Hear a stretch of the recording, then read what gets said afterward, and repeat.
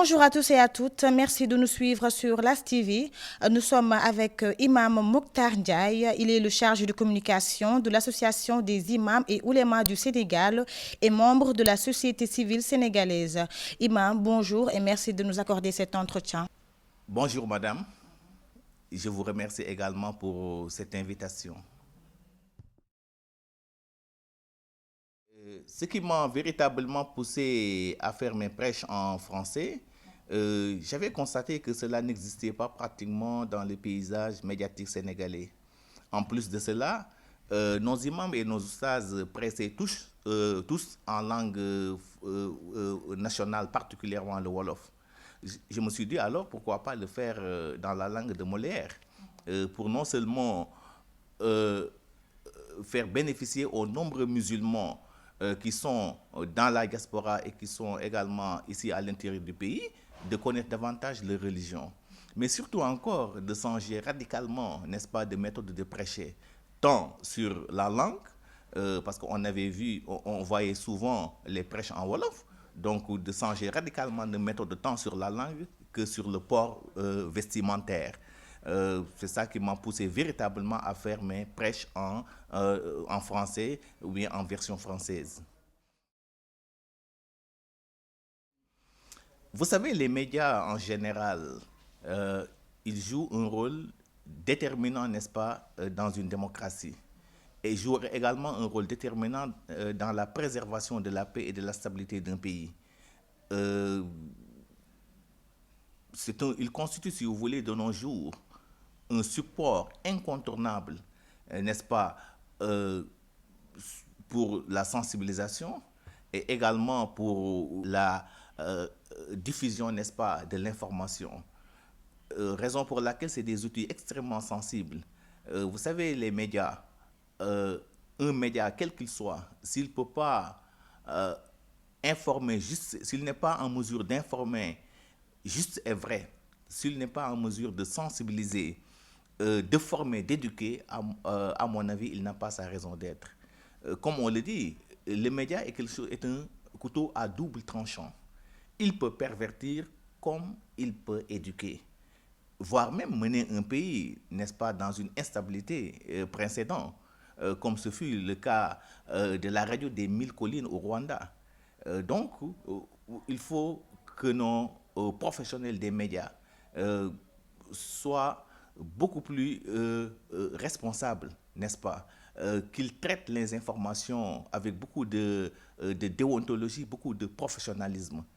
Vous savez, comme je l'ai dit tantôt, c'est un outil extrêmement sensible qui, en une fraction de seconde, peut relayer une information partout à travers le monde, qui, en une fraction de seconde, peut mener même un pays dans le chaos, n'est-ce pas? Surtout s'il est utilisé de façon irresponsable, c'est-à-dire sans faire preuve d'éthique, de déontologie et de responsabilité. Vous savez, il y a un penseur qui disait que les médias disposent d'un tel pouvoir qu'il peut faire comme il peut défaire la carrière de n'importe qui.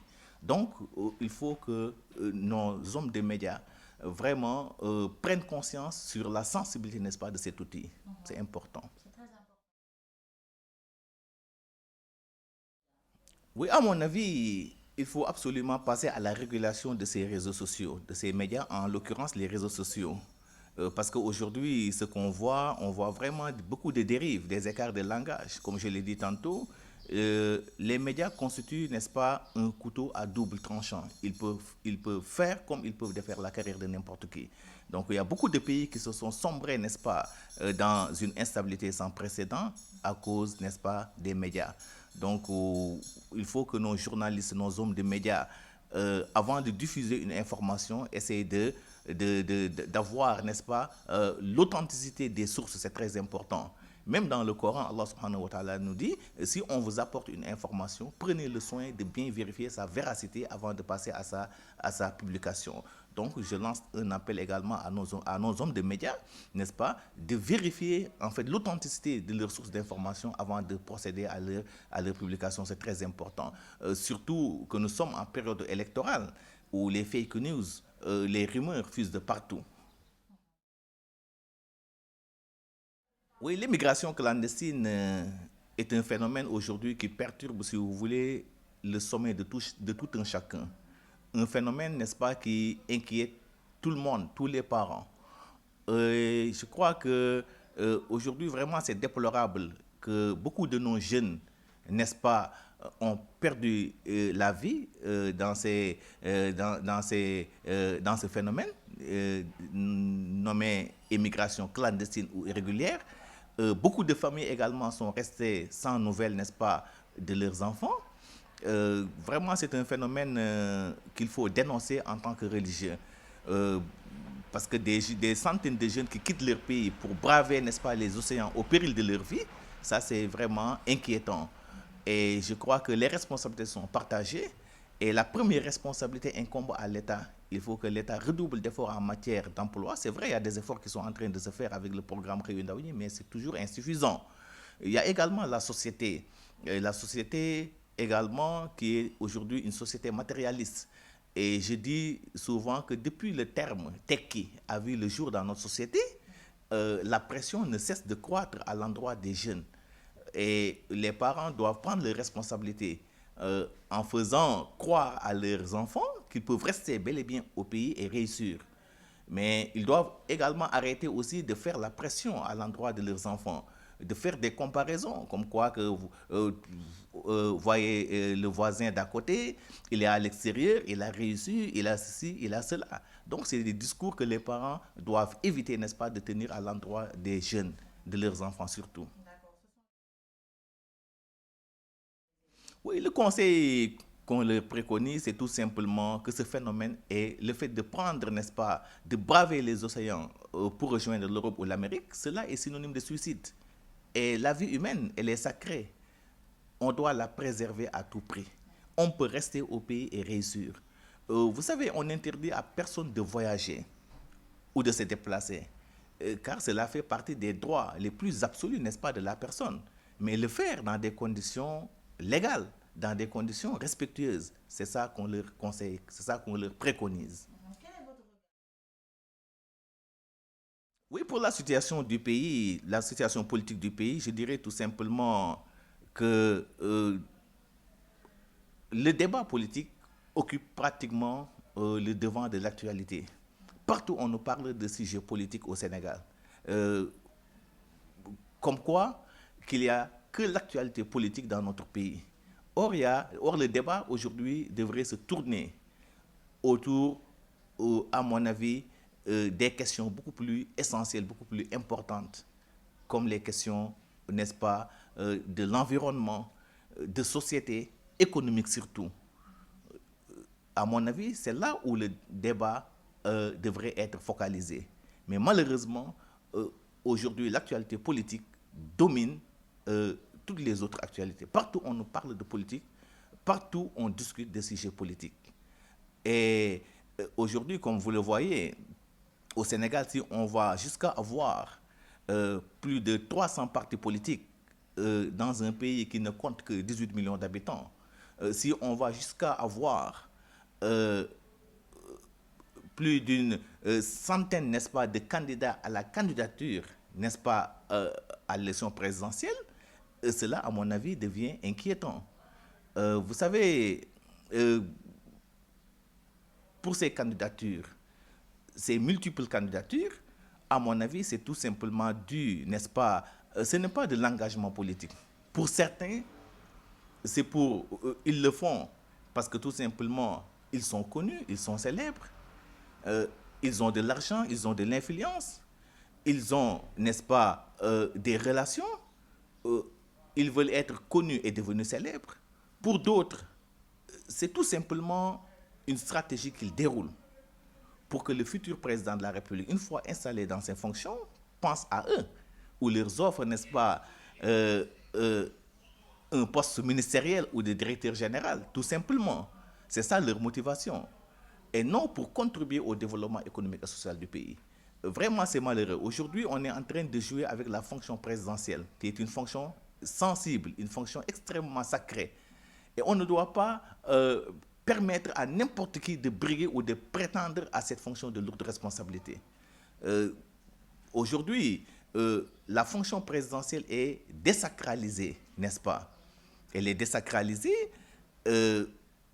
Certaines personnes, en fait, cherchent cette fonction-là pour, une fois à la magistrature suprême, s'enrichir, se servir et profiter, n'est-ce pas, des privilèges de la fonction présidentielle. C'est tout simplement cela. Oui, c'est un système que j'apprécie, ou que nous apprécions, que nous approuvons également, parce qu'il permet de barrer la route et de décourager les candidatures fantaisistes, incarnées par des gens qui n'ont qu'une seule ambition, accéder à la magistrature suprême, comme je l'ai dit tantôt, pour se servir, pour s'enrichir et profiter, n'est-ce pas, des privilèges de la fonction présidentielle et non pour contribuer au développement économique de leur pays. Donc c'est pourquoi nous saluons vraiment et nous approuvons le système du parrainage. Parce que la fonction présidentielle, comme je l'ai dit tantôt, c'est une fonction sacrée, une fonction vraiment très sérieuse. Pour être président de la République, il y a des dispositions. Il faut au moins avoir, en fait, un certain bagage intellectuel, avoir une certaine expérience politique, une certaine expérience d'État, une certaine expérience en matière de gouvernance, avoir également un parcours professionnel de haut niveau et surtout doublé d'une bonne morale, c'est très important. Et je le dis souvent, si aujourd'hui on ne met pas de rigueur, on ne met pas de garde-fou par rapport, n'est-ce pas, aux critères d'élire nos chefs d'État, on risque au Sénégal de nous retrouver avec un président par défaut.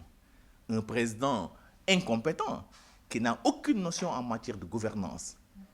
Et surtout, aujourd'hui, avec l'instabilité qui règne, n'est-ce pas, dans la sous-région et l'exploitation du pétrole et du gaz sous peu de notre pays. Et ce serait, n'est-ce pas, ce serait, à mon avis, quelque chose de dangereux, ce que le Sénégal ne mériterait pas. Et dans ce cas, nous serons tous responsables face à cette situation. Donc, il faut aujourd'hui que nous mettions, en fait, des garde-fous par rapport, n'est-ce pas, aux critères d'éligibilité de nos chefs d'État. C'est important. Au regard de la religion, la politique n'est pas chose mauvaise. Si l'on se réfère, n'est-ce pas, de son étymologie, de sa signification, qui signifie l'art de gérer les affaires de la cité, sous cet angle, la politique serait une excellente chose. Une forme même d'adoration d'Allah subhanahu wa ta'ala, parce qu'il vise, comme la religion, il vise le bien-être de la personne ici-bas et dans l'au-delà. Sous cet angle, la politique n'est pas quelque chose de mauvaise. Mais ce que nous fustigeons en tant que religieux, la manière dont nous faisons la politique dans notre pays. Une politique, n'est-ce pas, qui est, si vous voulez, aux antipodes même des principes de la morale et de l'éthique. Une politique où l'on bafoue les droits les plus élémentaires de la morale. Vraiment, c'est regrettable. C'est vraiment regrettable. Vous savez, ici au Sénégal, la malchance de nos hommes politiques, ils sont en face d'un peuple ou d'une population très mature, très intelligente, une population qui maîtrise parfaitement ses droits et ses devoirs.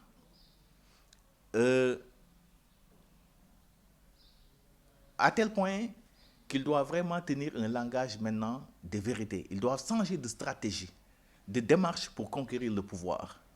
Parce que si tu es en face d'un peuple éveillé, d'un peuple intelligent, là, il faut vraiment essayer de trouver des stratégies ou des démarches vraiment cohérentes pour pouvoir convaincre ce peuple-là. Aujourd'hui, nous sommes au Sénégal, les gens connaissent parfaitement leurs droits, connaissent parfaitement, n'est-ce pas, leurs devoirs. Donc, il faut que nos hommes politiques essayent de changer, de redoubler d'efforts en donnant, si vous voulez, le terme politique sa vraie signification. Aujourd'hui, le terme politicien est devenu, aux yeux des Sénégalais, un terme péjoratif. À tel point, quand on dit que quelqu'un est politicien, on a tendance d'être en face de quelqu'un qui nous trompe, quelqu'un qui ne tient pas ses promesses, qui ne respecte pas ses engagements. Donc, vous voyez. Donc, il faut que nos hommes politiques essayent de redonner le terme politique sa vraie signification pour pouvoir conquérir le pouvoir, n'est-ce pas, et accéder à la magistrature suprême. En fait, à mon avis, en tant que religieux, il faut que le futur gouvernement, n'est-ce pas, prône la transparence. C'est important, la transparence dans la gestion des deniers publics. Surtout que nous tendons vers l'exploitation du pétrole et du gaz. C'est très important. Deuxièmement, de prôner, n'est-ce pas, la sobriété en matière de gouvernance et de mettre fin, n'est-ce pas, à la gabegie. C'est important. Troisièmement, aussi de faire leur cheval de bataille, la lutte contre la corruption. Vous savez, la corruption, elle ruine et fragilise, si vous voulez, l'économie d'un pays. Tout État où la corruption demeure la règle, cet État-là aura du mal à développer sur le plan économique. Et enfin, de mettre l'accent en fait sur le mérite et la compétence au détriment, n'est-ce pas, de la clientèle politique. Parce que, surtout au niveau de l'administration, partout même au niveau du gouvernement, il faut mettre en avant les compétences, les mérites. Parce qu'au Sénégal, on a des jeunes diplômés, des jeunes intelligents qui ont les compétences nécessaires, requises pour pouvoir diriger ce pays. Donc, il ne faut pas mettre derrière ces compétences-là pour mettre devant, n'est-ce pas, la clientèle politique. Oui, vous savez, les religieux, ils jouent un rôle déterminant, n'est-ce pas, dans le pays. Surtout en période électorale. Les religieux sont des gens très respectés, des régulateurs, des médiateurs au vrai sens du terme. Et le rôle, n'est-ce pas, c'est d'inviter les populations au calme, à la retenue et au sens de responsabilité. Et de les appeler et d'œuvrer surtout pour la paix et la stabilité du pays. C'est ça le rôle. Ils doivent, à mon avis, les religieux, doivent éviter de s'immiscer, n'est-ce pas, dans la politique ou de prendre parti pour pouvoir jouer pleinement le rôle de médiateur. Vous savez, quand un religieux est partisan, là, il ne peut plus être médiateur. Donc, je les invite à se mettre à l'écart, n'est-ce pas, du jeu politique. C'est important. Et d'être de vrais médiateurs. Parce qu'au Sénégal, les religieux sont écoutés, ils sont respectés. N'oublions pas que nous sommes dans un pays où l'écrasante majorité de la population, c'est des croyants. C'est des croyants. La crédibilité que les religions ont, personne ne l'a. Donc, ils ont une crédibilité. Et une crédibilité qu'ils doivent vraiment préserver pour pouvoir pleinement jouer leur partition dans la société, en particulier, n'est-ce pas, dans le champ politique. Oui, ce qui a motivé mon engagement dans la société civile, c'est tout simplement, j'avais vu que la politique, la manière dont nous faisons la politique au Sénégal est aux antipodes, n'est-ce pas, des principes de la morale et de l'éthique. Donc, c'est ça véritablement qui m'a motivé à s'engager, n'est-ce pas, dans la société civile sénégalaise pour pacifier davantage et moraliser, n'est-ce pas, le champ politique. Parce que la démocratie aussi, il faut vraiment qu'il soit une démocratie civilisée, une démocratie, n'est-ce pas, exemplaire, n'est-ce pas? Parce que une politique où l'on bafoue les droits les plus élémentaires, n'est-ce pas, de la morale, ça, ce n'est pas la politique. Une politique où les gens, en fait, se fient de leurs paroles, ne respectent pas leur engagement, ne tiennent pas leurs promesses, ça, c'est autre chose que la politique. Raison pour laquelle nous sommes engagés dans la société civile sénégalaise pour vraiment jouer notre partition, pour pacifier, n'est-ce pas, l'espace politique. Et nous avons vu que notre engagement dans la société civile a eu des impacts. Il a vraiment contribué, n'est-ce pas, à donner, si vous voulez, de la crédibilité à la société civile sénégalaise. Oui, ce n'est pas facile d'être observateur en Afrique. Vous savez, d'abord, les élections en Afrique sont synonymes de tension et de violence. Donc, l'observation électorale est quelque chose de très sensible. C'est une responsabilité, n'est-ce pas? C'est pourquoi les observateurs doivent être très vigilants, doivent être prudents, n'est-ce pas? Ne pas s'ingérer dans le processus électoral d'un pays et respecter surtout la souveraineté du pays hôte, c'est important.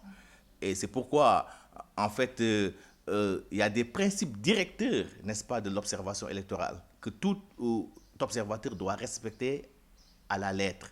Il y a la neutralité, la responsabilité, l'intégrité, n'est-ce pas? Il y a l'indépendance, il y a également l'impartialité. C'est très important, c'est des principes directeurs que tout observateur doit respecter. Mais ce n'est pas facile du tout d'observer des élections en Afrique. C'est vrai, on a observé pas mal d'élections ici dans le pays et dans la sous-région. Mais ce n'est pas du tout facile.